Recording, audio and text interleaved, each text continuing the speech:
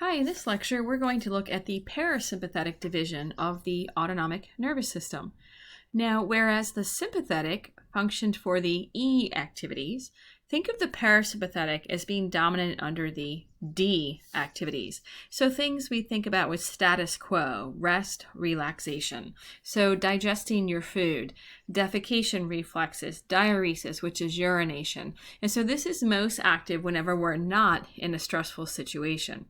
And so when we look at the parasympathetic, a good way to think about it is someone who you just sat down and ate a wonderful meal and you're completely relaxed afterwards. So the parasympathetic is going to keep our heart rate and blood pressure low. It's going to lower our respiratory rate. Our skin will be warm and our pupils constrict. It maintains GI activity, so we're digesting our food. There's a lot of movement in the GI tract. Secretions are being released. Blood goes to the GI tract away from skeletal muscles, so we're trying to process the food. Now, when we look at the parasympathetic, you can see it in green here. Remember, this one's different. We're going to have these cell bodies of our preganglionic are going to be up here in the brainstem and come through cranial nerves or down here in the sacral area. And so that's why this one is often called the cranial sacral division. It's the same thing as parasympathetic. It might help you remember that. So the preganglionic neuron, it still has a relay, right? It's going to have one pre. You have your pre here, and then you're going to have your post. They're going to go out to the ganglia to synapse. The cell bodies of the preganglionic are either up in the brainstem or they're in the gray matter in your spinal cord, S2 to S4. The axons from these neurons leave. So these would be my axons, right? My preganglionic axons of my parasympathetic. And again, you see them in green. They either travel inside some cranial nerves. So notice they travel inside cranial nerve 3, which is your ocular motor, 7, which is your facial, 9, which is the glossopharyngeal, and look at 10, which is the vagus nerve.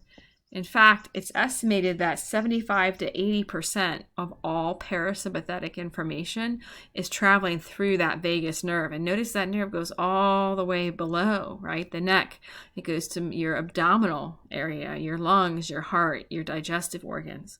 The other ones that are further down, going maybe down to your urinary system, or more inferior areas, especially in the pelvis, are going to come off those ventral or anterior roots off your cord. And they're going to travel through those S2 to S4 nerves. So these are my preganglionic. Now, when they leave, again, they go to the ganglia. That's where they're going to synapse. We are not memorizing the names of the ganglia. You will see in your book some names. We don't need to memorize them. But just know that the ganglia is either right next to or actually inside the effector. So that preganglionic axon, you might see a little better here, is traveling pretty far, right, to get to the effector, especially that vagus nerve that can come off your brainstem and go all the way down to your liver, for example.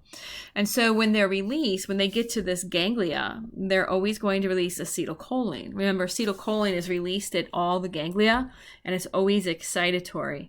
And these are longer than the postganglionic because they're traveling pretty much all the way out towards the effector, and you can see all the different organs where that vagus nerve is headed. So the postganglionic, right? So now we're at the ganglia. The postganglionic, their cell body is going to be in the ganglia, right? So remember the sympathetic is here, thoracolumbar, and then here's my parasympathetic here and up here as well, okay? So now we're looking at the post ones, and they're going to leave the ganglia and go out to the effector. Now, these axons are pretty short because remember the pre goes all the way up to the effector to synapse, and these also, however, release acetylcholine. So notice when we look at the parasympathetic division, the parasympathetic uses acetylcholine where the pre and the post synapse in the ganglia and at the effector. Whereas if we're looking at the sympathetic division, the sympathetic uses acetylcholine at the ganglia, right, where the pre and post meet, but then at the effector, remember, uses norepinephrine. So you have this picture in your, I believe it's from your textbook, kind of a compare contrast of the two divisions, the sympathetic and the parasympathetic, and you can kind of see from what they do to where their pre and post ganglia are and the length of their axons, as well as the neurotransmitters that are released. And again, this even shows the receptors. And we have a little worksheet that you'll work on in lab to kind of help you with this. This is out of your lab manual. Whoops.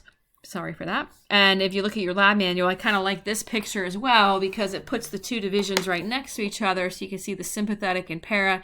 Notice most organs are dually innervated. They get information from both.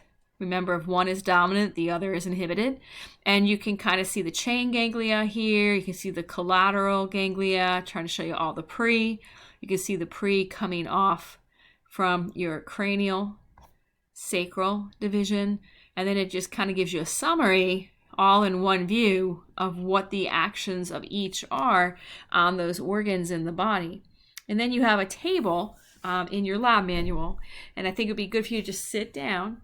I'm going to have you do it in your lab, but I'd like you to sit down and see if you can go through the table before lab and go over what happens with pupil size, saliva, sweating. Most of it's right there on that slide for you, right out of your lab manual, the details, and it's also in the lectures, but it'll be a good summary for you to sit down and compare and contrast these two divisions. So that's it for the parasympathetic division.